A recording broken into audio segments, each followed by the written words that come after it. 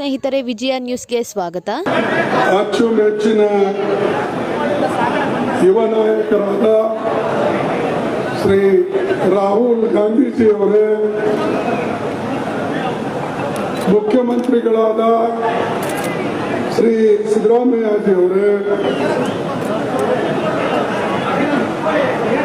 ಉಪಮುಖ್ಯಮಂತ್ರಿಗಳಾದ ಶ್ರೀ ಡಿ.ಕೆ. ಶಿವಕುಮಾರ್ ಅವರೇ,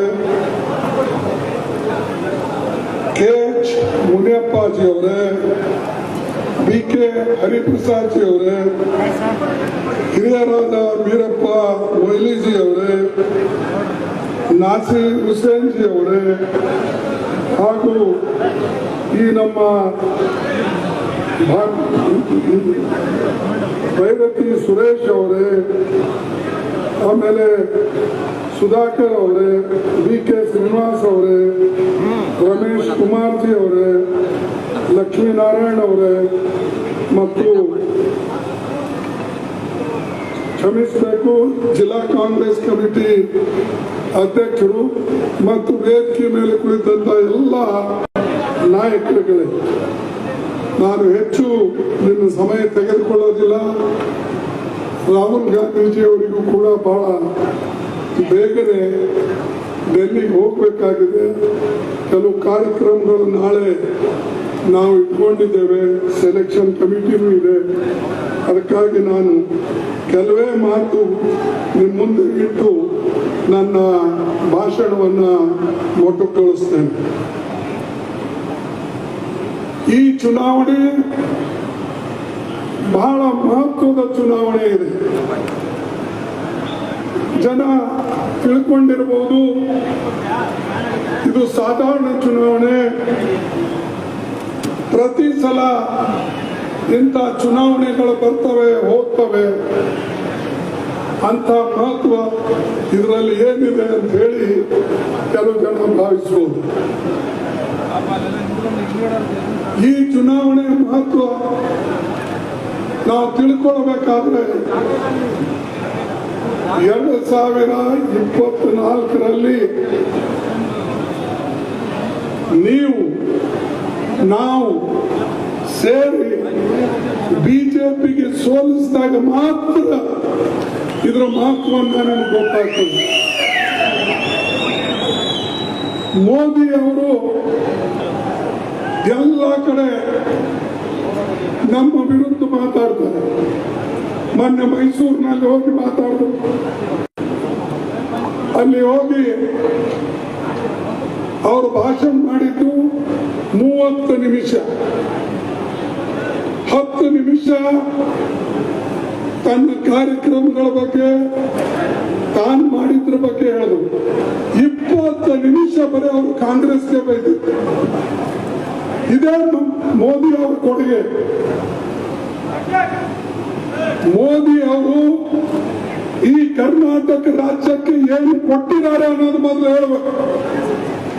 ಯಾವುದೇ ಬಿಜೆಪಿ ಮುಖಂಡ ನಿಮ್ಮಲ್ಲಿ ಬಂದು ಮತ ಕೇಳಿದಾಗ ನೀವು ಸ್ಪಷ್ಟವಾಗಿ ಅವ್ರಿಗೆ ಕೇಳಬೇಕು, ಏನಪ್ಪ ನೀನು ನಮ್ಗೆ ಡ್ರಾಪ್ನಲ್ಲಿ ಹೆಲ್ಪ್ ಮಾಡಿದ್ದ, ಭೀಕರವಾದಂತ ಬರಗಾಲ ಬಿದ್ದಿತ್ತು, ಎಷ್ಟು ಹಣ ನಮಗೆ ಕೊಟ್ಟಿದ್ದ ಅಥವಾ ಕೊಡಿಸಿದ್ದ, ಫ್ಲಡ್ ಬಂತು ಎಷ್ಟು ಹಣ ಕೊಡಿಸಿದ್ದ, ನಮ್ಮ ಪಾಲಕ್ಕೆ ಬರಬಹುದಂತ ಕೇಂದ್ರ ಸರ್ಕಾರದ ಹಣ ನಮ್ಗೆ ಎಷ್ಟು ಕೊಟ್ಟಿದ್ದ, ನರೇಗಾದಲ್ಲಿ ಸಿಗಬೇಕಾದಂತ ಹಣ ನೀವು ಎಷ್ಟು ಮಟ್ಟಿಗೆ ನಮ್ಗೆ ತಲುಪಿಸಿದ್ದೀರ, ಇವು ಎಲ್ಲ ಅಂಕಿ ಅಂಶಗಳನ್ನ ನೀವು ಅವರನ್ನ ಕೇಳಬಹುದು. ಮೊನ್ನೆ ಸಿದ್ದರಾಮಯ್ಯನವರು ಇದನ್ನ ಸವಿಸ್ತರವಾಗಿ ಬೆಂಗಳೂರಿನಲ್ಲಿ ಹೇಳಿದ್ದಾರೆ. ಯಾವ ರೀತಿಯ ಕೇಂದ್ರದವರು ಮೋಸ ಮಾಡ್ತಾ ಇದ್ದಾರೆ, ಯಾವ ರೀತಿಯಾಗಿ ನಮಗೆ ಬರ್ತಕ್ಕಂಥ ಹಣ ಇವತ್ತು ಸಿಗ್ತಾ ಇಲ್ಲ. ಅದು ನಮ್ಮ ಬೈರೇಗೌಡರು ಕೂಡ, ಕೃಷ್ಣ ಬೈರೇಗೌಡರು ಅವರು ಸ್ಪಷ್ಟವಾಗಿ ನಮ್ಮ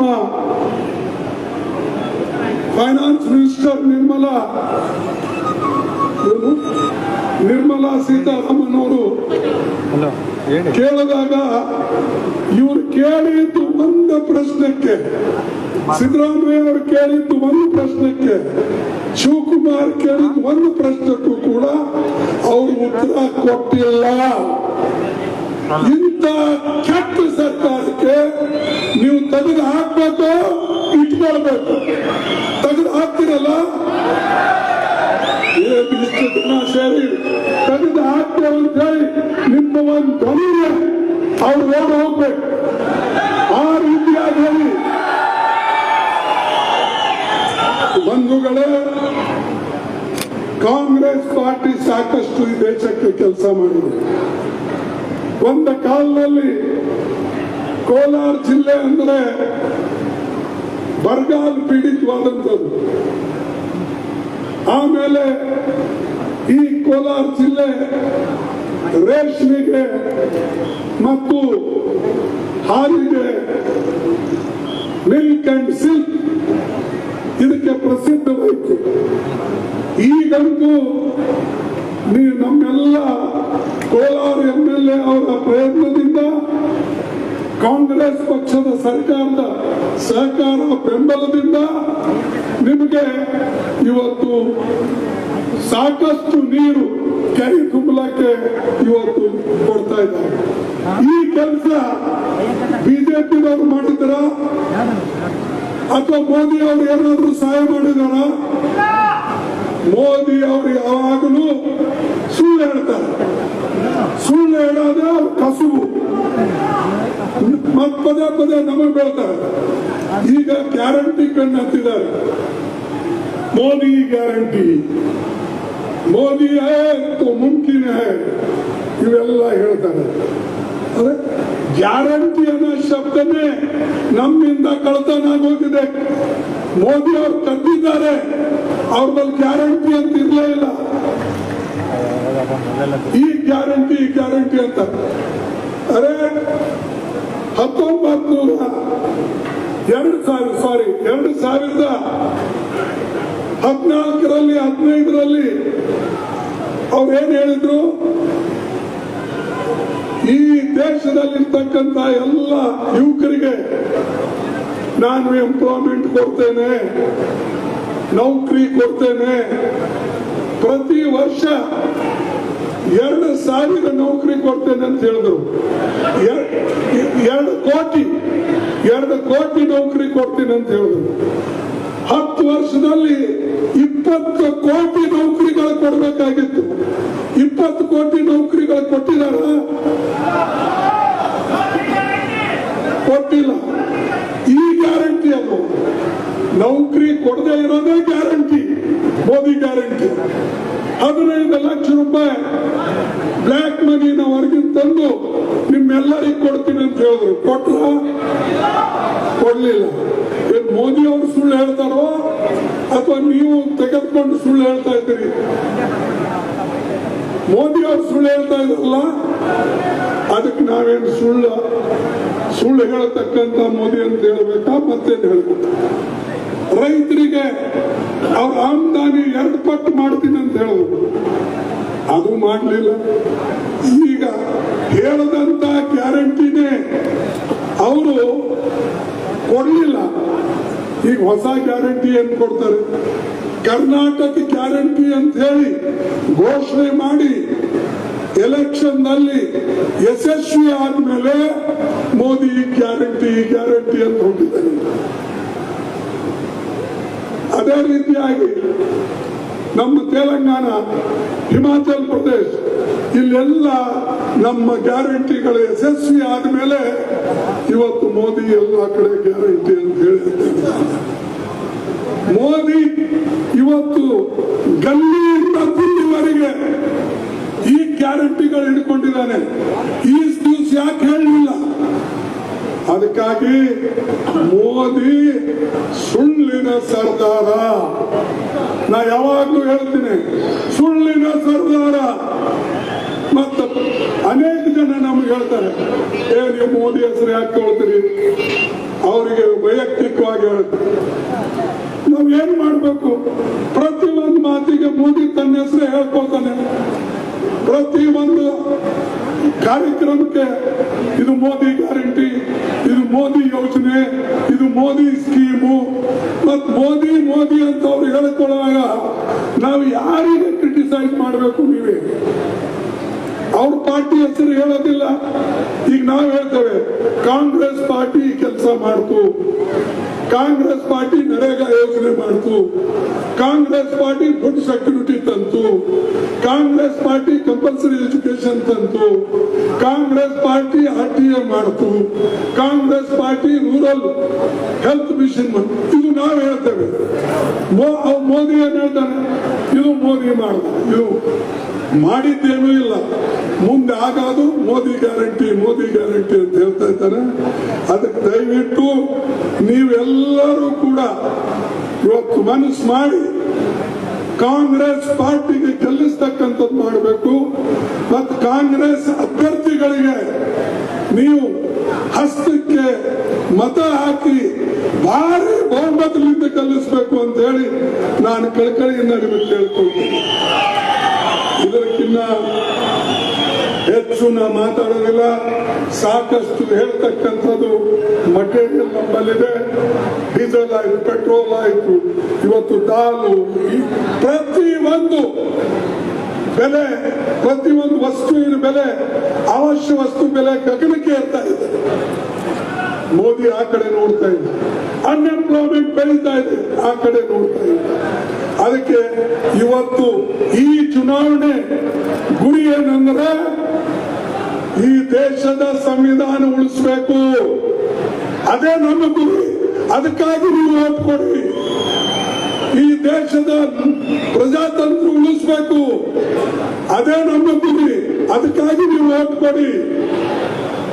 ಯುವಕರಿಗೆ ನೌಕರಿ ಕೊಡಬೇಕು, ಅದಕ್ಕಾಗಿ ಓಟ್ ಕೊಡಿ. ಹೆಣ್ಣು ಮಕ್ಕಳಿಗೆ ಶಕ್ತಿ ತುಂಬಬೇಕು. ಈಗ ನಮ್ಮ 5 ಗ್ಯಾರಂಟಿ ಇವೆ. ರಾಹುಲ್ ಗಾಂಧಿ ಅವರು 5 ನ್ಯಾಯ ಯೋಜನೆಗಳನ್ನು ಮಾಡಿದ್ರು. ಆ 5 ಯೋಜನೆಗಳಲ್ಲಿ ಯುವ ನ್ಯಾಯ ಇದೆ, ಇದು ಯುವಕರಿಗೆ.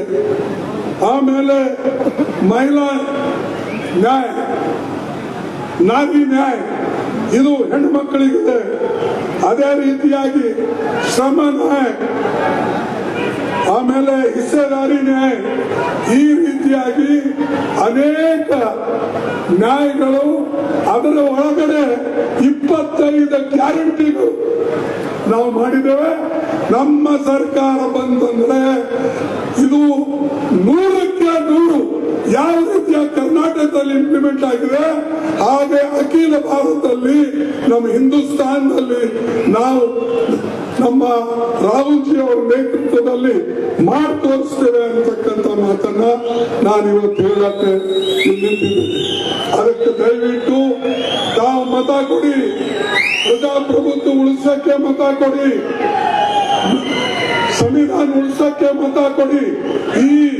ಇದು ಒಂದು ಮಹತ್ವದ ಕಾರಣ. ಇದಕ್ಕಾಗಿ ಮತ ಕೊಟ್ಟು ಗೆಲ್ಲಿಸಬೇಕು ಅಂತ ಹೇಳಿ ಕೇಳ್ಕೊಂಡು ನನ್ನ ಮಾತು ಮುಗಿಸ್ತೇನೆ. ನಿಮ್ಮೆಲ್ಲರಿಗೆ ವಂದನೆ. ಜೈ ಹಿಂದ್. ಅರೆ ಏನು ಎಷ್ಟು ಸಪ್ಪಗಿತ್ತು. ಜೈ ಹಿಂದ್, ಜೈ ಹಿಂದ್, ಜೈ ಹಿಂದ್, ಜೈ ಕಾಂಗ್ರೆಸ್, ಜೈ ಕಾಂಗ್ರೆಸ್, ಜೈ ಕಾಂಗ್ರೆಸ್.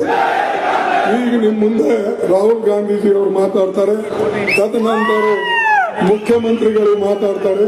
ದಯವಿಟ್ಟು ಕೇಳಬೇಕು ಅಂತ ಹೇಳಿ ನಾನು ನಿಮ್ಮೆಲ್ಲರಿಗೆ ಧನ್ಯವಾದಗಳನ್ನು ಹೇಳಿ ನನ್ನ ಮಾತು ಮುಗಿಸ್ತೇನೆ.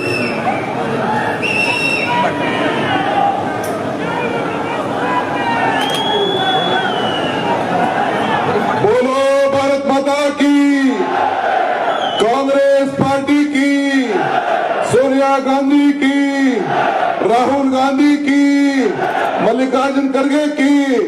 ಈಗ ತಮ್ಮನ್ನು ಉದ್ದೇಶಿಸಿ ನಮ್ಮ AICCಯ ಮಾಜಿ ಅಧ್ಯಕ್ಷರಾದಂತಹ ರಾಹುಲ್ ಗಾಂಧಿ ಅವರು ನಿಮ್ಗೋಸ್ಕರ ಇಡೀ ಕಾಶ್ಮೀರಿಂದ ಕನ್ಯಾಕುಮಾರಿವರೆಗೂ, ಕನ್ಯಾಕುಮಾರಿಯಿಂದ ಕಾಶ್ಮೀರವರೆಗೂ ಭಾರತ್ ಜೋಡೋ ಯಾತ್ರೆ ಮಾಡಿದಂತ ನಮ್ಮ ನಾಯಕರು ತಮ್ಮನ್ನು ಉದ್ದೇಶಿಸಿ ಮಾತಾಡ್ತಾರೆ.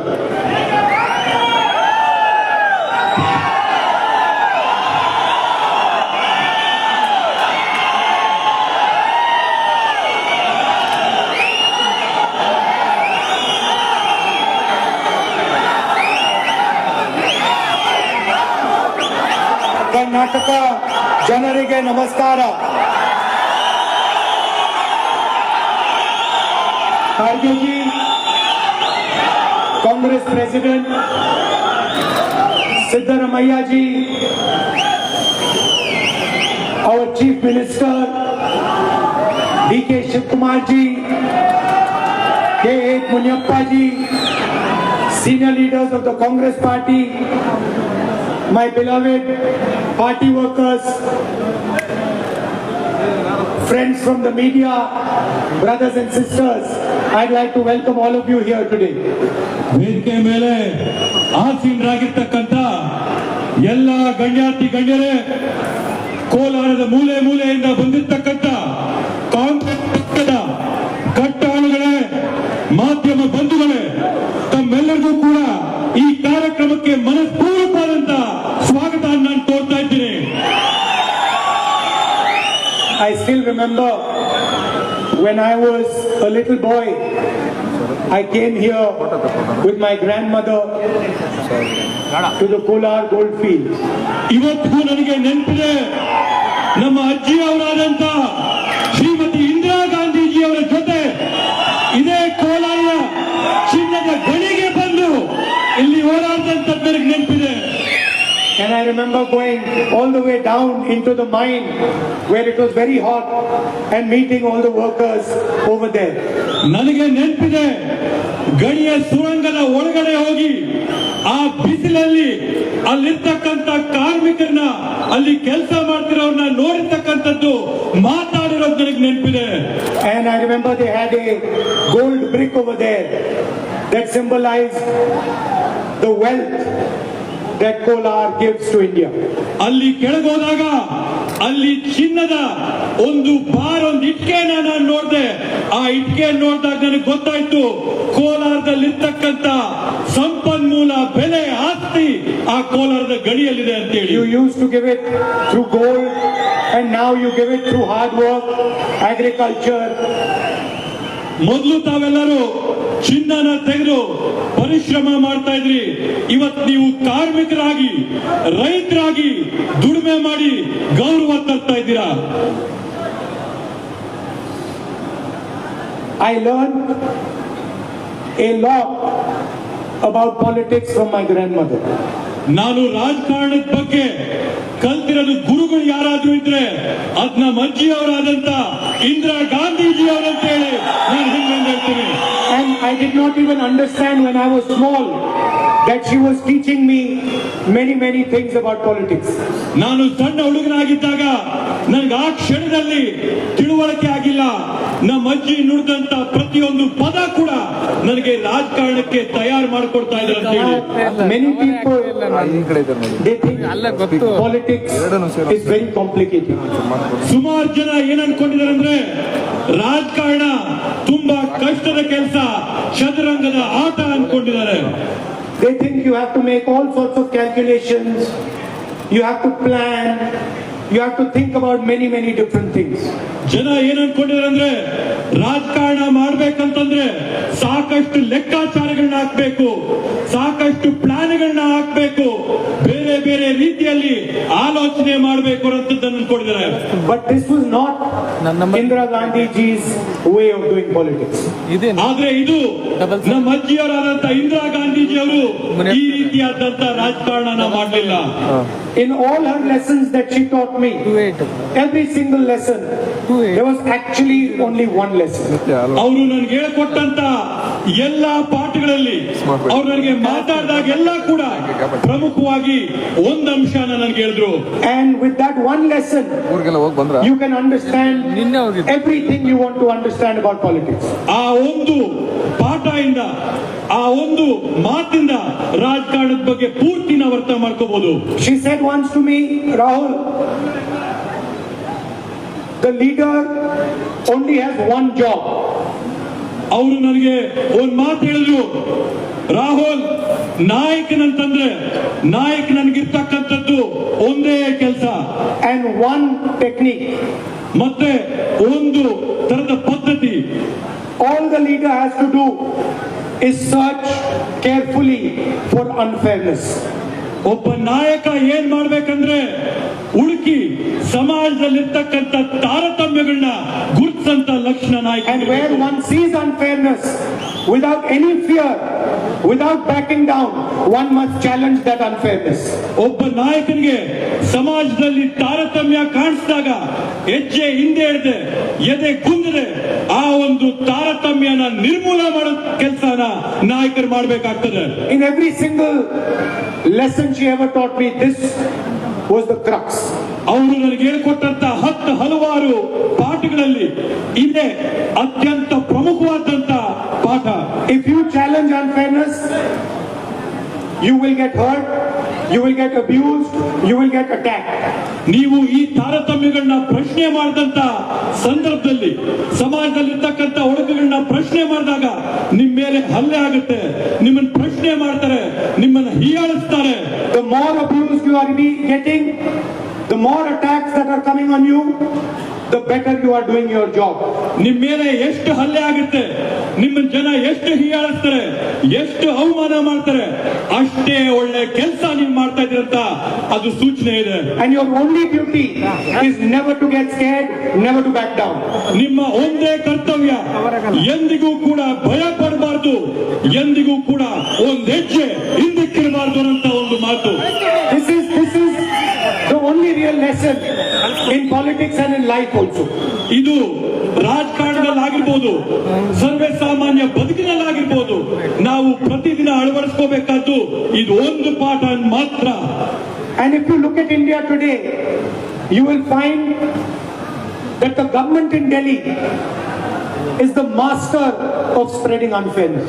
ಇವತ್ತು ನೀವು ಒಂದು ಮಾತನ್ನ ಸೂಕ್ಷ್ಮವಾಗಿ ಗಮನಿಸಿದ್ರೆ ಈ ದೇಶದಲ್ಲಿ ದೆಹಲಿಯಲ್ಲಿ ಕೇಂದ್ರದಲ್ಲಿರ್ತಕ್ಕಂಥ ಸರ್ಕಾರ ಏನಿದೆ ಈ ತಾರತಮ್ಯಗಳನ್ನ ಅನ್ಯಾಯನ ಹರಡಿಸೋದ್ರಲ್ಲಿ ನಂಬರ್ 1 ಇದೆ. I will give you some examples. ನಾನು ನಿಮ್ಗೆ ಕೆಲವೊಂದು ಉದಾಹರಣೆ ಕೊಡ್ತೀನಿ. The richest men in this country, 25 rich men, billionaires. The Prime Minister has forgiven 16 lakh crore rupees in bank loans to these people. ಇವತ್ತು ಈ ದೇಶದಲ್ಲಿರ್ತಕ್ಕಂಥ ಸುಮಾರು 25 ಜನ ಬಂಡವಾಳ ಶಾಹಿಗಳು, ಕೋಟ್ಯಾಧೀಶ್ವರರು, ಇವರಿಗೆಲ್ಲರಿಗೂ ಕೂಡ ಈ ದೇಶದ ಪ್ರಧಾನಮಂತ್ರಿಗಳು 16 ಲಕ್ಷ ಕೋಟಿ ರೂಪಾಯಿಗಳ ಸಾಲನ ಇವತ್ತು ಮನ್ನಾ ಮಾಡಿದ್ದಾರೆ. The common citizen immediately, when he hears such a number, he asks, how big is this number? What does this number actually mean? ಒಬ್ಬ ಸಾಮಾನ್ಯ ಪ್ರಜೆಗೆ ಇಂಥ ಒಂದು ದೊಡ್ಡ ಸಂಖ್ಯೆ ಕೇಳಿದಾಗ ಅವನ ಮನಸ್ಸಲ್ಲಿ ಸಹಜವಾಗಿ ಒಂದು ಪ್ರಶ್ನೆ ಬರ್ತದೆ, 16 ಲಕ್ಷ ಕೋಟಿ ಅಂದ್ರೆ ಏನು, ಇದು ಯಾವ ಆಗುತ್ತೆ ಅಂತ ಹೇಳಿ. And the answer is very simple. The Prime Minister gave 22 people the amount of money that is required to run Manrega in India for 24 years. ಇದಕ್ಕಿರ್ತಕ್ಕಂಥ ಉತ್ತರ ಸರಳವಾದಂತ ಉತ್ತರ. ಪ್ರಧಾನಮಂತ್ರಿಗಳು ಕೇವಲ 22 ಜನಕ್ಕೆ 16 ಲಕ್ಷ ಕೋಟಿಗಳು ಕೊಟ್ಟು ನರೇಗಾ ಯೋಜನೆ ಅಡಿಯಲ್ಲಿ 25 ವರ್ಷ ನಾವೇನೇನು ಕಾಮಗಾರಿಗಳನ್ನ ಮಾಡಬಹುದು ಅದು 22 ಜನಕ್ಕೆ ಮಾತ್ರ ಕೊಟ್ಟಿದ್ದಾರೆ. You remember that when we were in power in Delhi, we did a farm loan waiver and we forgave the bank loans of India's farmers. ತಮಗೆ ನೆನಪಿರ್ಬೋದು, ಕೇಂದ್ರದಲ್ಲಿ ನಮ್ಮ ಕಾಂಗ್ರೆಸ್ ಸರ್ಕಾರ ಇದ್ದಂತ ಸಂದರ್ಭದಲ್ಲಿ ರೈತರ ಸಾಲಗಳನ್ನ ಮನ್ನಾ ಮಾಡಿದಂತ ಸರ್ಕಾರ ನಮ್ಮ ಕಾಂಗ್ರೆಸ್ ಸರ್ಕಾರ ಅಂತ ನೆನಪಿದೆ. There are crores and crores of farmers in India. ಈ ದೇಶದಲ್ಲಿ ಕೋಟ್ಯಾಂತರ ರೈತರು ಇವತ್ತು ಬದುಕು ಮಾಡ್ತಾ ಇದ್ದಾರೆ. Now, if we started today and we forgave the farmers' bank loans for the next 24 years, it would still not amount to the money that Narendra Modi has given 25 business people. ನಾವು ಇವತ್ತು ಈ ತಕ್ಷಣ ಪ್ರಾರಂಭ ಮಾಡಿ ರೈತರ ಸಾಲಗಳನ್ನೆಲ್ಲ ಕೂಡ ಮನ್ನಾ ಮಾಡಿದ್ರೆ ಮುಂದೆ ಬರಂತ 24 ವರ್ಷ ನಾವೇನ್ ಸಾಲ ಮನ್ನಾ ಮಾಡ್ತೀವೋ ಅದಕ್ಕಿಂತ ಜಾಸ್ತಿ ಸಾಲ ಮನ್ನಾ ನರೇಂದ್ರ ಮೋದಿ ಅವರು ಅವ್ರ ಸ್ನೇಹಿತರಿಗೆ 27 ಜನಕ್ಕೆ ಸಾಲ ಮನ್ನಾ. What you have done for 22 people is an insult to every single farmer in India.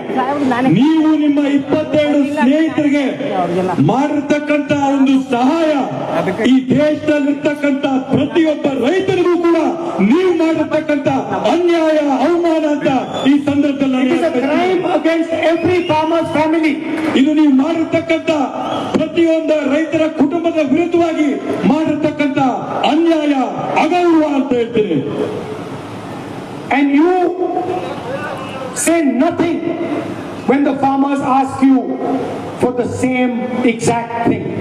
ರೈತರು ನಿಮ್ಮನ್ನ ಸಾಲ ಮನ್ನಾ ಮಾಡೋದಕ್ಕೆ ಮನವಿ ಮಾಡಿದಾಗ ನಿಮ್ ಬಾಯಿಂದ ಕನಿಷ್ಠ ಒಂದು ಪದ ಒಂದು ಶಬ್ದ ಕೂಡ ಹೊರಗೆ ಬರಲಿಲ್ಲ. The situation in India today is that 22 people have the same amount of money as 70 crore people.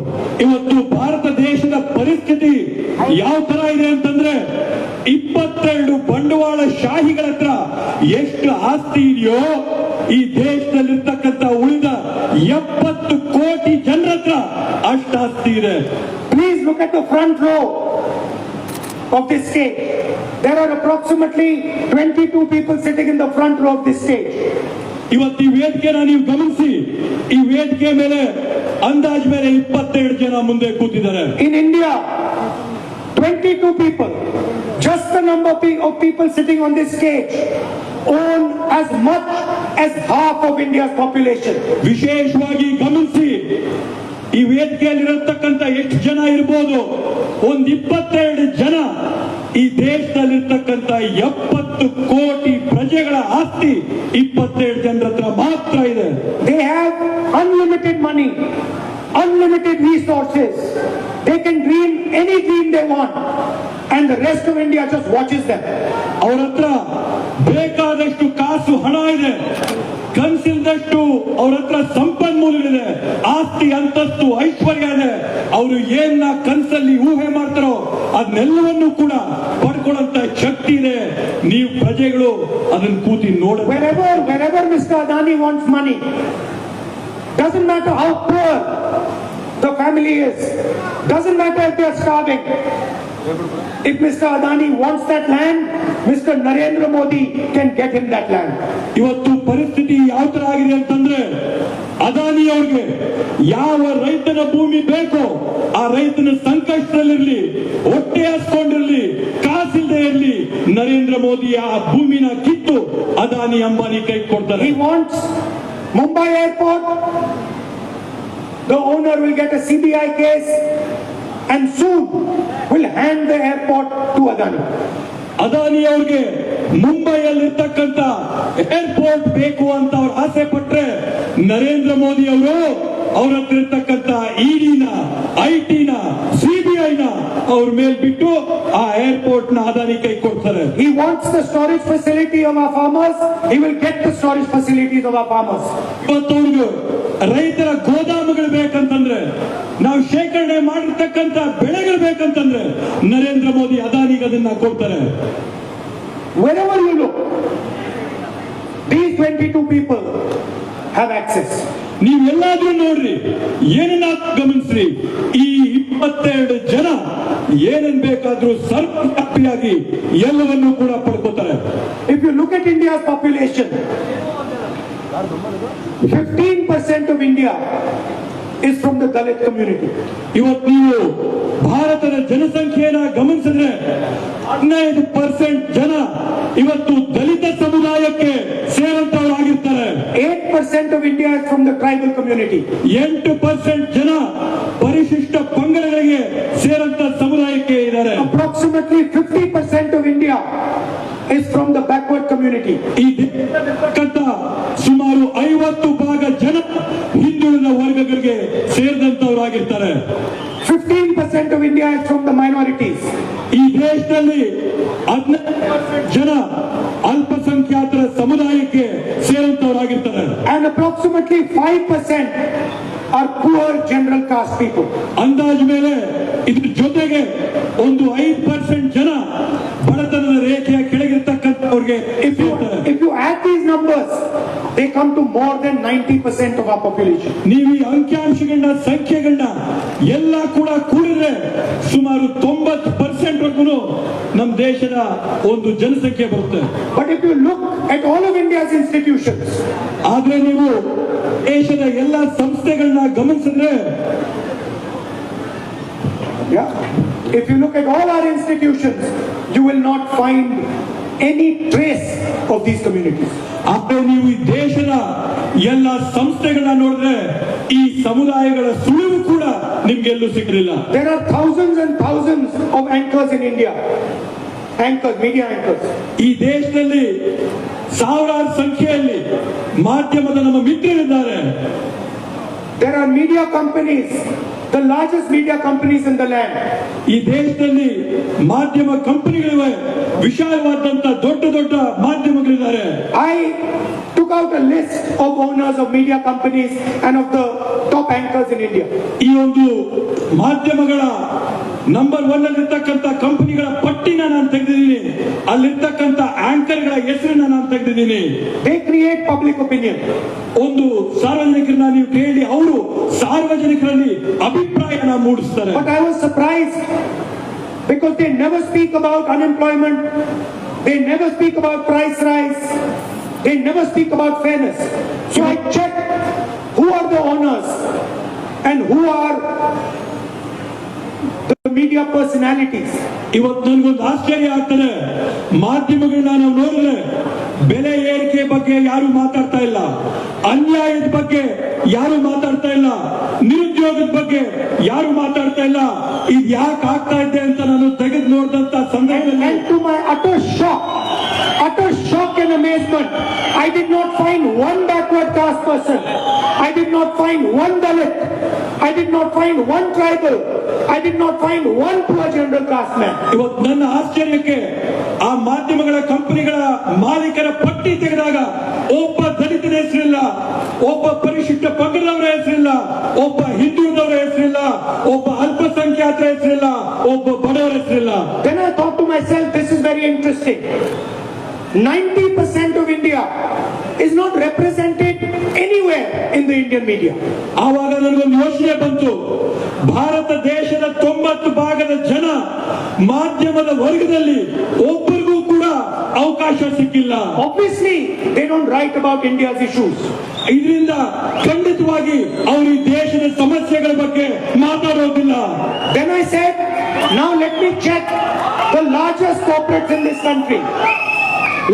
Then I said, let me check the largest corporates and businesses in this country. ಆಮೇಲೆ ನಾನು ಹೇಳಿದೆ, ಈ ದೇಶದಲ್ಲಿರ್ತಕ್ಕಂಥ ಅತ್ಯಂತ ದೊಡ್ಡ ಕಾರ್ಖಾನೆಗಳು, ಕಂಪನಿಗಳು, ಉದ್ಯಮಿಗಳನ್ನ ನಾನು ತೆಗೆದು ನೋಡಿದೆ. I took out the list of the top 200 companies in India. ನಾನು ಈ ಭಾರತ ದೇಶದಲ್ಲಿರ್ತಕ್ಕಂಥ ಪ್ರಮುಖವಾದಂತ 200 ಉದ್ಯಮಿಗಳ ಪಟ್ಟಿನ ನಾನು ತೆಗೆದು ನೋಡ್ತೇನೆ, including those 22 people. ಆ 27 ಜನರ ಬಗ್ಗೆ ನಾನು ಏನ್ ಮಾತಾಡಿದೆ, ಆ 27 ಜನರನ್ನ ಸೇರಿ I got a list of the senior management of these companies. ಈ ಎಲ್ಲ ಉದ್ಯಮಿಗಳ ಮೇಲ್ವರ್ಗದ ಅಧಿಕಾರಿಗಳ ಪಟ್ಟಿನ ನಾನು ತೆಗೆದು ನೋಡಿದೆ. And then I looked at them and I found, to my shock, that there is not a single backward caste person who owns these companies. There is not a single Dalit, not a single Adivasi. None of them are owned by 90% of India. ಈ ದೊಡ್ಡ ಉದ್ಯಮಿಗಳು, ದೊಡ್ಡ ಕಾರ್ಖಾನೆಗಳ ಪಟ್ಟಿ ನಾನು ತೆಗೆದು ನೋಡಿದಂತ ಸಂದರ್ಭದಲ್ಲಿ ಆ ಉದ್ಯಮಿಗಳ ಕಾರ್ಖಾನೆಗಳಲ್ಲಿ ಒಬ್ಬ ದಲಿತರ ಮಾಲೀಕರಿಲ್ಲ, ಒಬ್ಬ ಹಿಂದುಳಿದ ವರ್ಗದವರಿಲ್ಲ, ಒಬ್ಬ ಪರಿಶಿಷ್ಟ ಪಂಗಡದವರಿಲ್ಲ, ಒಬ್ಬ ಬಡ ಕುಟುಂಬದಿಂದ ಬಂದಂತವರಿಲ್ಲ. I called some of them. I know them. I called them and I said, do you realize this?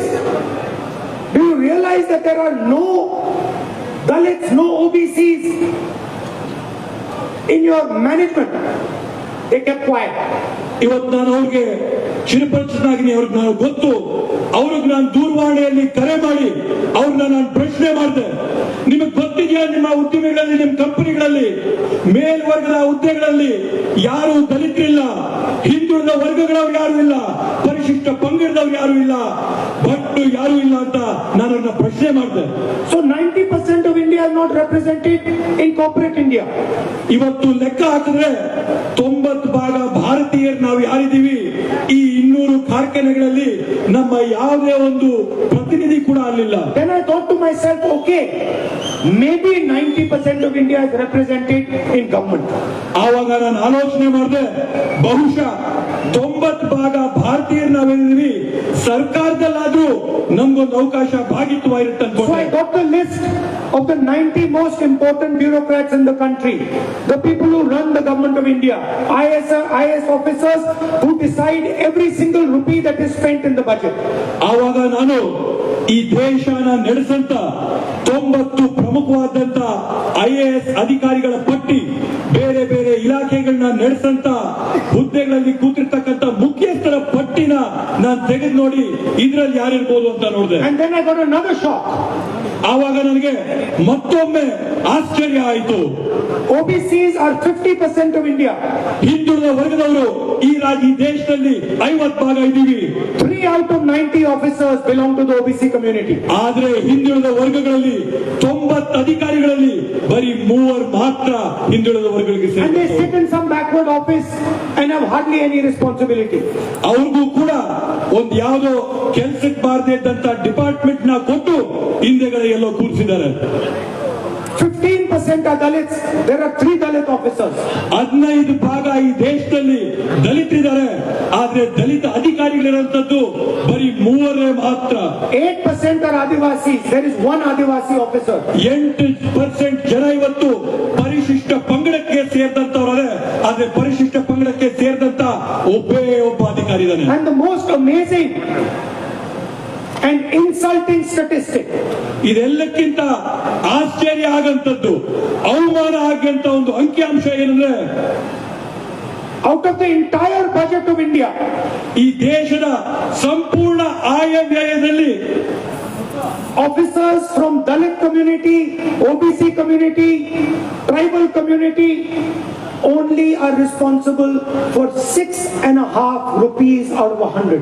ಲೆಕ್ಕ ಹಾಕೊಳ್ರಿ, ಈ ದೇಶದ ಆಯವ್ಯಯದಲ್ಲಿ 100 ರೂಪಾಯಲ್ಲಿ ದಲಿತರು, ಹಿಂದುಳಿದ ವರ್ಗದವರು, ಹಾಗೆಯೇ ಪರಿಶಿಷ್ಟ ಪಂಗಡದ ಅಧಿಕಾರಿಗಳು 100 ರೂಪಾಯಲ್ಲಿ ಬರೀ 6.5 ರೂಪಾಯಿಗೆ ಮಾತ್ರ ಜವಾಬ್ದಾರಿ ಇರ್ತಕ್ಕಂಥದ್ದು. Imagine 90% of India has no say in how the budget is going to be distributed. ಇವತ್ತು ನೀವು ಲೆಕ್ಕ ಹಾಕೊಳ್ರಿ, 90 ಭಾಗ ಈ ದೇಶದ ಜನಕ್ಕೆ ಈ ದೇಶದ ಆಯವ್ಯಯಗಳ ಹಂಚಿಕೆ ಯಾವ ತರ ಆಗುತ್ತೆ ಅಂತ ಹೇಳಿ ಅದ್ರಲ್ಲಿ ಅವ್ರಿಗೆ ಮಾತಾಡಕ್ಕೂ ಕೂಡ.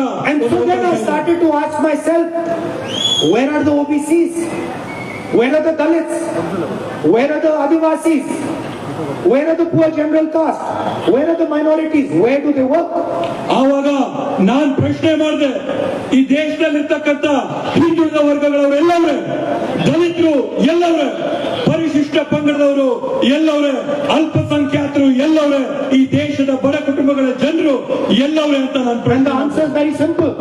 They are farmers, they are laborers, and if they work in the government of India, they are contract laborers that can be thrown out any day that is chosen. ಈ 90 ಭಾಗ ಜನ ಇವತ್ತೇನಾಗಿದೆ ಅಂದ್ರೆ ಕಾರ್ಮಿಕರಾಗವ್ರೆ, ರೈತರಾಗವ್ರೆ, ಸರ್ಕಾರದಲ್ಲಿ ಹೊರಗುತ್ತಿಗೆಯ ಆಧಾರದ ಮೇಲೆ ಇವತ್ತು ಬೇಕಂದ್ರೆ ನಾಳೆ ಹೊರಗಾಕಂತ ಸ್ಥಾನಗಳಲ್ಲಿ ಕೆಲಸ ಮಾಡ್ತಾವ್ರೆ. Is this the type of India that we want? ನಿಮ್ಗೆಲ್ಲರಿಗೂ ಇಂಥ Bharat ಬೇಕಾಗಿದೆಯಾ? When 95% of India have nothing to say, nothing to do, nowhere to go. ಇಂಥ ದೇಶ ಬೇಕಾಗಿದೆಯಾ? 95 ಭಾಗ ಭಾರತೀಯರಿಗೆ ಒಂದು ಧ್ವನಿ ಇಲ್ಲ, ಎಲ್ಲೂ ಹೋಗಕ್ ಅವಕಾಶ ಇಲ್ಲ, ಅವರ ಪ್ರತಿಭೆಯನ್ನ ತೋರ್ಸ್ಕೊಳಕ್ ಸಾಧ್ಯ ಇಲ್ಲ. ಇಂಥ ಭಾರತ ಬೇಕಾ? When we forgive farmers, bank loans, they say we are spoiling farmers. ನೀವು ರೈತರ ಸಾಲ ಮನ್ನಾ ಮಾಡಿದಾಗ ಇವ್ರು ಏನ್ ಹೇಳ್ತಾರೆ, ನೀವು ರೈತರನ್ನ ಕೆಡಿಸ್ತಾ ಇದ್ದೀರಾ ಅಂತ. But when Mr. Narendra Modi forgives 25 years of Manrega money, then they are not spoiling the richest people in the land. ಆದ್ರೆ ಇವತ್ತು ನರೇಂದ್ರ ಮೋದಿ ಅವರು 25 ವರ್ಷಗಳಿಗಾಗಷ್ಟು ನರೇಗಾ ಹಣನ ಸಾಹುಕಾರ್ಗೆ ಸಾಲ ಮನ್ನಾ ಮಾಡಿದಾಗ ಯಾರು ಸಾಹುಕಾರನ ನೀವು ಕೆಡಿಸ್ತಾ ಇದ್ದೀರಾ? I am not saying businessmen should not be supported. ನಾನು ಇವತ್ತು ಯಾರ್ಯಾರು ಕೆಲಸ ಮಾಡ್ತಾರೆ ಉದ್ಯಮಿಗಳಿದ್ದಾರೆ ಅವ್ರಿಗೆ ಬೆಂಬಲ ಕೊಡಬಾರ್ದು ಅಂತ ನಾನು They create jobs and absolutely they should be supported. support it. ಅವ್ರು ಇವತ್ತು ಉದ್ಯೋಗಗಳನ್ನ ಸೃಷ್ಟಿ ಮಾಡ್ತಾರೆ, ಅವ್ರಿಗೆ ಖಂಡಿತವಾಗೂ ನಾವು ಬೆಂಬಲ ಕೊಡಬೇಕಾಗುತ್ತೆ. But laborers, farmers, youngsters, they also build the nation. They also should be supported. ಆದ್ರೆ ಇವತ್ತು ಕಾರ್ಮಿಕರು, ರೈತರು, ಯುವಕರು ಇವರೆಲ್ಲರೂ ಕೂಡ ಈ ದೇಶನ ಕಟ್ಟಂತವರಿದ್ದಾರೆ, ಅವ್ರಿಗೂ ಕೂಡ ನಾವು ಬೆಂಬಲನ ಕೊಡಬೇಕಾಗುತ್ತೆ. And that is why I am very proud of what the government of Karnataka is doing. ಆದ್ರಿಂದ ನಾನು ಅತ್ಯಂತ ಹೆಮ್ಮೆಯಿಂದ ಕರ್ನಾಟಕ ರಾಜ್ಯ ಸರ್ಕಾರ ಮಾಡ್ತಾ ಇರ್ತಕ್ಕಂಥ ಕೆಲಸಗಳಿಗೆ ಶಬಾಷ್ ಹೇಳ್ತೇನೆ. You will never hear it. You will never hear it in the media. ನೀವು ಈ ಮಾತುಗಳನ್ನ ಮಾಧ್ಯಮದಲ್ಲಿ ಯಾವತ್ತೂ ನೀವು In the ಕೇಳಿಸ್ಕೊಂಡಿಲ್ಲ. media, you can see Mr. Narendra Modi's face 24 hours. ನಿಮ್ಗೆ ಮಾಧ್ಯಮಗಳಲ್ಲಿ ನರೇಂದ್ರ ಮೋದಿ ಅವರ ಮುಖನ 24 ಗಂಟೆ ತೋರಿಸ್ತಾ ಇರ್ತಾರೆ. You can see Bollywood stars, you can see cricketers, but you will never see a poor farmer. ಇವತ್ತು ನೀವು ಮಾಧ್ಯಮಗಳಲ್ಲಿ ಚಿತ್ರಗಳ ನಟಗಳನ್ನ ನೋಡ್ತೀರಾ, IPL ಅಲ್ಲಿ ಆಡಂತ ಕ್ರಿಕೆಟರ್ನ ನೋಡ್ತೀರಾ, ಆದ್ರೆ ಬಡ ರೈತನ್ನ ನೀವೆಲ್ಲೂ ಕೂಡ ನೋಡಲ್ಲ. That is why when the government of Karnataka gives 2,000 rupees a month to over 1 crore women, it makes me feel really happy. ಆದ್ರಿಂದ ಇವತ್ತು ಕರ್ನಾಟಕ ರಾಜ್ಯ ಸರ್ಕಾರದಿಂದ ಮಹಿಳೆಯರಿಗೆ 1 ಕೋಟಿ ಮಹಿಳೆಯರಿಗೆ 2,000 ರೂಪಾಯಿ ಕೊಟ್ಟಾಗ ಅತ್ಯಂತ ಸಂತೋಷ ನನಗಾಗುತ್ತೆ. When we give 200 units of power to 1.6 crore households, we help the poorest people in our land. ನಾವು ಈ ರಾಜ್ಯದ 1,60,00,000 ಜನಕ್ಕೆ ಉಚಿತವಾಗಿ ವಿದ್ಯುತ್ ಕೊಟ್ಟಾಗ ಈ ರಾಜ್ಯದ ಜನಕ್ಕೆ ನಾವು ಸಹಾಯ ಮಾಡಿದಂಗಾಗುತ್ತೆ. When we give 10 kgs of rice to 1.18 crore families, we build this nation. ನಾವು ಈ ರಾಜ್ಯದ 1,18,00,000 ಕುಟುಂಬಗಳಿಗೆ ಉಚಿತವಾಗಿ 10 ಕೆಜಿ ಅಕ್ಕಿ ಕೊಟ್ಟಾಗ ಈ ದೇಶನ ಕಟ್ಟಂತ ಕೆಲಸ ನಮ್ಮ ಪಕ್ಷ ಮಾಡುತ್ತೆ. How can people who are hungry build the nation? ಈ ದೇಶನ ಹೊಟ್ಟೆ ಹಸಿವಿರ್ತಕ್ಕಂಥ ಜನ ಈ ದೇಶನ ಕಟ್ಟಕ್ ಸಾಧ್ಯನಾ? When we give free bus tickets to our sisters and mothers in Karnataka, when we give 3,000 rupees a month to our unemployed graduates, we are doing fairness. We are creating fairness in India. ಇವತ್ತು ನಾವು ನಮ್ಮ ತಾಯಂದ್ರಿಗೆ, ಅಕ್ಕ ತಂಗಿಯಂದ್ರಿಗೆ ಶಕ್ತಿ ಯೋಜನೆ ಅಡಿಯಲ್ಲಿ ಬಸ್ಗಳಲ್ಲಿ ಪ್ರಯಾಣ ಮಾಡಕ್ ಅವಕಾಶ ಮಾಡಿಕೊಟ್ಟಾಗ, ನಮ್ಮ ಯುವಕರಿಗೆ ಯುವ ನಿಧಿ ಅಡಿಯಲ್ಲಿ 3,000 ರೂಪಾಯಿ ಕೊಟ್ಟಾಗ ನಾವು ಸಮಾಜದಲ್ಲಿ ನ್ಯಾಯ ಕೊಡಂತ ಕೆಲಸನ ಇವತ್ತು ನಾವು ಮಾಡ್ತಾ ಇದೀವಿ. And that is why we are committed to 5 guarantees when we win the election in Delhi. ಆದ್ರಿಂದ ನಾವು ಈ ಬಾರಿ ಕೇಂದ್ರದಲ್ಲಿ ಕಾಂಗ್ರೆಸ್ ಸರ್ಕಾರ ಅಧಿಕಾರಕ್ಕೆ ಬಂದಾಗ ನಾವು ಕೇಂದ್ರದಿಂದ ನಿಮ್ಗೆ 5 ಗ್ಯಾರಂಟಿ ಕೊಡ್ತೀವಿ. Because we cannot allow the type of unfairness that is taking place in India. ಯಾಕಂತಂದ್ರೆ ಇವತ್ತು ಈ ದೇಶದಲ್ಲಿರ್ತಕ್ಕಂಥ ತಾರತಮ್ಯ ಅನ್ಯಾಯಗಳನ್ನ ನಾವು ಈ ದೇಶದಲ್ಲಿ ಇರಕ್ಕೆ ಬಿಡಕ್ಕೆ ಸಾಧ್ಯವಿಲ್ಲ. This is an insult to every single Indian mother and father ಇದು ಈ ದೇಶದ ಪ್ರತಿಯೊಬ್ಬ ತಂದೆ ತಾಯಿಗೆ ಮಾಡಿದಂತ ಅವಮಾನ ಅಂತ ನಾವು who give their entire life for this country. ಈ ದೇಶಕ್ಕಾಗಿ ತಮ್ಮ ಜೀವನಗಳನ್ನ ಪ್ರಾಣಗಳನ್ನ ತ್ಯಾಗ ಮಾಡಿದಂತವ್ರಿಗಾಗಿ. So for farmers, we are going to give them a guaranteed legal minimum support price for their product. ನಾವು ಪ್ರತಿಯೊಬ್ಬ ರೈತರಿಗೆ ಒಂದು ನ್ಯಾಯಯುತವಾದಂತ ಕನಿಷ್ಠ ಬೆಂಬಲ ಬೆಲೆನ ಕೊಡ್ತೀವಿ ಅಂತ ಘೋಷಣೆ ಮಾಡ್ತಾ ಇದ್ದೀವಿ. And we are going to forgive the bank loans of our farmers. ಮತ್ತೆ ವಿಶೇಷವಾಗಿ ರೈತರ ಎಲ್ಲ ಸಾಲಗಳನ್ನ ಮನ್ನಾ ಮಾಡ್ತೀವಿ ಅಂತ ಹೇಳ್ತಾರೆ. ಈ ಸಂದರ್ಭದಲ್ಲಿ Karnataka government gives 24,000 rupees a year, 2,000 rupees a month to its women. Karnataka ರಾಜ್ಯ ಸರ್ಕಾರ ರಾಜ್ಯದಲ್ಲಿರ್ತಕ್ಕಂಥ ತಾಯಂದ್ರಿಗೆ ವರ್ಷಕ್ಕೆ 24,000 ರೂಪಾಯಿ, ತಿಂಗಳಿಗೆ 2,000 ರೂಪಾಯಿ ತಾಯಂದ್ರ ಕೊಡ ಕೆಲಸ Mr. ಮಾಡ್ತಾರೆ. Modi, please listen to this carefully. Narendra Modi ಅವರೇ ದಯವಿಟ್ಟು ಇದನ್ನ ತಾವು ಕೇಳಿಸ್ಕೊಳ್ಳಿ. We are going to give 1 lakh rupees every year to India's poorest women.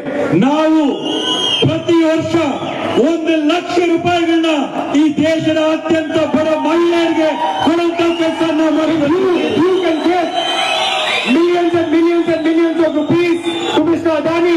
We can give millions and millions of rupees to India's poor women. ನೀವು ಕೋಟಿ ಕೋಟಿ ಕೋಟಿ ರೂಪಾಯಿಗಳನ್ನ ಅದಾನಿ ಅಂಬಾನಿಗೆ ಕೊಡಕ್ಕೆ ಸಾಧ್ಯ ಇದ್ರೆ ನಾವು ಕಾಂಗ್ರೆಸ್ ಪಕ್ಷದಿಂದ ಕೋಟಿ ಕೋಟಿ ರೂಪಾಯಿಗಳನ್ನ ಈ ದೇಶದ ಬಡ ಮಹಿಳೆಯರಿಗೆ ನಾವು ಕೊಡ್ತೀವಿ ಅಂತ ಹೇಳ್ತೀವಿ. One woman in every single poor family is going to get 8,500 rupees a month 1 lakh rupees a year directly in her bank account. ಈ ದೇಶದಲ್ಲಿರ್ತಕ್ಕಂಥ ಪ್ರತಿ ಬಡ ಕುಟುಂಬದ ಮಹಿಳೆ ತಿಂಗಳಿಗೆ 8,500 ರೂಪಾಯಿ, ವರ್ಷಕ್ಕೆ 1 ಲಕ್ಷ ರೂಪಾಯಿ ನೇರವಾಗಿ ಅವ್ರ ಖಾತೆಗಳಿಗೆ ಹಾಕಂತ ಕೆಲಸ ನಮ್ಮ ಸರ್ಕಾರ ಮಾಡ್ತೇವೆ. And we are going to do a caste census and a financial survey at the national level. ನಾವು ನಿಮ್ಗೊಂದು ಆಶ್ವಾಸನೆ ಕೊಡ್ತೀವಿ, ದೇಶಾದ್ಯಂತ ನಾವೊಂದು ಜಾತಿ ಗಣತಿ ಮತ್ತೆ ಒಂದು ಆರ್ಥಿಕ ಗಣತಿನ ಮಾಡಿ ತೋರಿಸ್ತೀವಿ ಅಂತ ಹೇಳ್ತಾರೆ. Every Dalit, every tribal, every backward, every poor general caste man, every minority knows how many of them there are in this country. ಇವತ್ತು ಈ ದೇಶದಲ್ಲಿರ್ತಕ್ಕಂಥ ಪ್ರತಿಯೊಬ್ಬ ದಲಿತರು, ಪ್ರತಿಯೊಬ್ಬ ಪರಿಶಿಷ್ಟ ಪಂಗಡದವರು ಸೇರಿದಂತವರು, ಹಿಂದುಳಿದ ವರ್ಗದವರು, ಬಡವರು ಎಲ್ಲರಿಗೂ ಕೂಡ ನಮ್ಮ ಸಂಖ್ಯೆ ಎಷ್ಟಿದೆ, ಸಂಖ್ಯೆ ಬಲ ಏನಿದೆ ಅಂತ ಹೇಳಿ ಪ್ರತಿಯೊಬ್ಬರಿಗೂ We are going to ಗೊತ್ತಾಗುತ್ತೆ. do an X-ray of India and place it in front of the people of India. ನಾವು ಈ ದೇಶದ ಎಕ್ಸ್ರೇನ ತೆಗೆದು ನಿಮ್ಮ ಮುಂದೆ ತೋರಿಸ್ತೀವಿ. ನಾವು This is what you have and this is what India has. ಇದು ನಿಮ್ಮ ಸಂಖ್ಯೆ ಬಲ, ಇದು ಈ ದೇಶದಲ್ಲಿರ್ತಕ್ಕಂಥ ಬಲ ಅಂತ ನಾವು This is going to be a revolutionary step in Indian politics. ಇದು ಭಾರತ ದೇಶದ ರಾಜಕಾರಣದಲ್ಲಿ ಒಂದು ಕ್ರಾಂತಿಕಾರಿಯಾದಂತ ಹೆಜ್ಜೆ ನಾವಿಡ್ತಾ ಇದ್ದೀವಿ. And every time I mention the caste census, Narendra Modi goes quiet.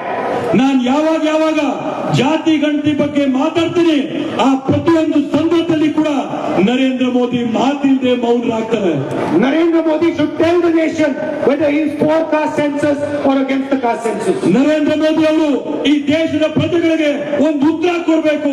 ನೀವು ಜಾತಿ ಗಣತಿಯ ಪರ ಇದ್ದೀರಾ, ಜಾತಿ ಗಣತಿಯ ವಿರುದ್ಧವಾಗಿದ್ದೀರಾ, ಒಂದು ಉತ್ತರ ಕೊಡಬೇಕು. The only way to give rights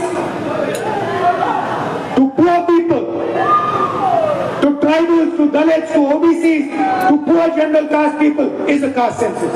ಇವತ್ತು ಈ ದೇಶದಲ್ಲಿ ದಲಿತರಿಗೆ, ಅಲ್ಪಸಂಖ್ಯಾತರಿಗೆ, ಪರಿಶಿಷ್ಟ ಪಂಗಡದವ್ರಿಗೆ, ಹಿಂದುಳಿದವ್ರಿಗೆ ಅವರ ಹಕ್ಕುಗಳನ್ನ ನಾವು ಕೊಡಬೇಕು ಅಂತಂದ್ರೆ ಇವತ್ತು ಜಾತಿ ಗಣತಿ ಮಾಡಿದ್ರೆ ಮಾತ್ರ ಸಾಧ್ಯ ಅಂತ We are committed to it in Karnataka and at the national level. ಇವತ್ತು ನಾನು ನಿಮ್ಗೆ ಆಶ್ವಾಸನೆ ಕೊಡ್ತಾ ಇದ್ದೀನಿ, ಕರ್ನಾಟಕದಲ್ಲಿ ಕೂಡ ಇದನ್ನ ಮಾಡ್ತೀವಿ, ರಾಷ್ಟ್ರದಲ್ಲಿ ಕೂಡ ಇದನ್ನ ಮಾಡ್ತೀವಿ. Finally, Narendra Modi has destroyed the employment system in India. ಇವತ್ತು ಕಡೆಯಲ್ಲಿ ನಾನು ಮಾತು ಹೇಳ್ತೀನಿ, ನರೇಂದ್ರ ಮೋದಿಜಿ ಅವರು ಈ ದೇಶದಲ್ಲಿರ್ತಕ್ಕಂಥ ಉದ್ಯೋಗಗಳ ವ್ಯವಸ್ಥೆನ ಹಾಳು ಮಾಡಿದ್ದಾರೆ. Mr. Adani's son can get a job wherever he wants. Adani ಅವರ ಮಗ ಅವ್ರಿಗೆ ಎಲ್ಲಿ ಬೇಕೋ ಅಲ್ಲವರು ಉದ್ಯೋಗ ಪಡ್ಕೊಳ್ಳುವಂತ ಅವಕಾಶ And ಇದೆ. our unemployed youngsters have no opportunities available. ಆದ್ರೆ ನಮ್ಮಲ್ಲಿರ್ತಕ್ಕಂಥ ಬಡವರಿಗೆ, ನಿರುದ್ಯೋಗಿಗಳಿಗೆ ಯಾವುದೇ ಒಂದು ಅವಕಾಶ ಇಲ್ಲ. So our most revolutionary scheme is called Pehli Naukri Pakki. ಆದ್ರಿಂದ ನಮ್ಮ ಅತ್ಯಂತ ಕ್ರಾಂತಿಕಾರಿಯಾದಂತ ಯೋಜನೆ ಏನಂತಂದ್ರೆ ಮೊದಲನೇ ಉದ್ಯೋಗ ಖಚಿತ ಅಂತೇಳಿ. Doesn't matter which community you come from. If you are unemployed and you are a graduate, you are a diploma holder, this scheme applies to you. ನೀವು ಯಾವ ಸಮುದಾಯದಿಂದ ಬರ್ರಿ, ಯಾವ ಧರ್ಮದಿಂದ ಬರ್ರಿ, ಎಲ್ಲಿಂದಾದ್ರೂ ಬರ್ರಿ, ನಿಮ್ಮ ಮೊದಲನೇದಾದಂತ ಉದ್ಯೋಗ, ನೀವು ಡಿಪ್ಲೊಮಾ, ಇಂಜಿನಿಯರ್ ಏನಾದ್ರೂ ಆಗಿರ್ಬೋದು, ಮೊದಲನೇ ಉದ್ಯೋಗ guarantee. You will get 1 year apprenticeship guaranteed to you, 1 lakh rupees a year and the best training that is available. ನಿಮ್ಗೆ ಒಂದು ವರ್ಷದಲ್ಲಿ ನಿಮ್ಗೆ 1 ಲಕ್ಷ ರೂಪಾಯಿ ನಮ್ಮ ಸರ್ಕಾರದ ಕಡೆಯಿಂದ ಬರ್ತಾರೆ. ಉಚಿತವಾಗಿ ನಿಮ್ಗೆ ಅಪ್ರೆಂಟಿಸ್ಶಿಪ್ ತರಬೇತಿ ಸಿಗುತ್ತೆ. ಅದ್ರ ಜೊತೆಗೆ ಉತ್ತಮ ಗುಣಮಟ್ಟವಾದಂತ ಕೌಶಲ್ಯ ತರಬೇತಿ ನಿಮಗೆ ಸಿಗುತ್ತೆ. And India will get the best trained, most intelligent workforce in the world.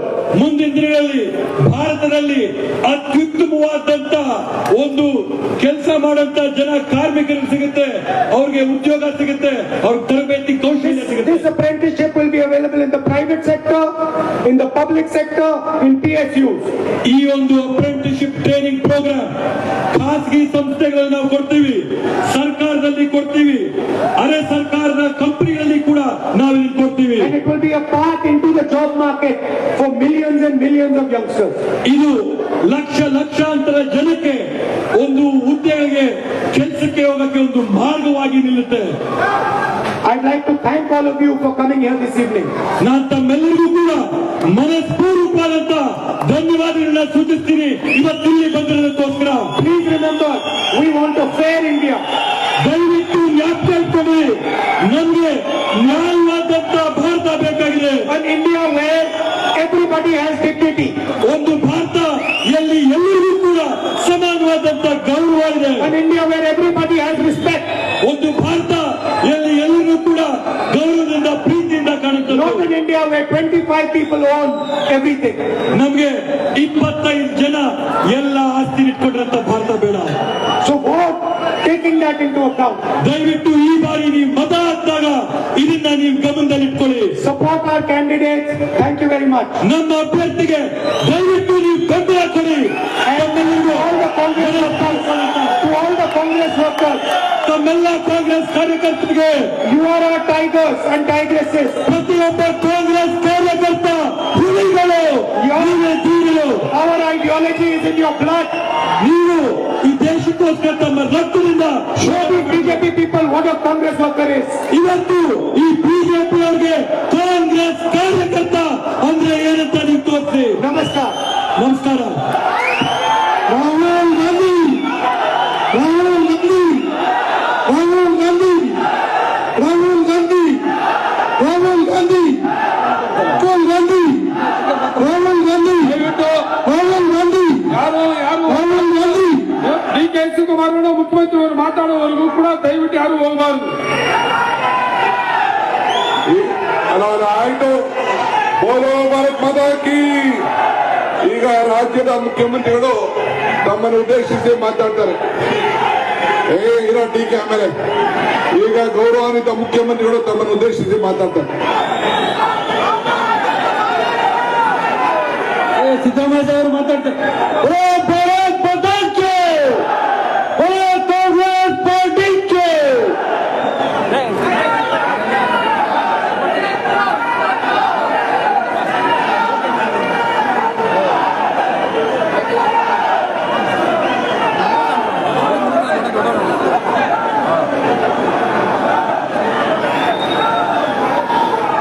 ದಯಮಾಡಿ ಅಲ್ಲೇ ಕೂತ್ಕೊಳ್ಳಿ,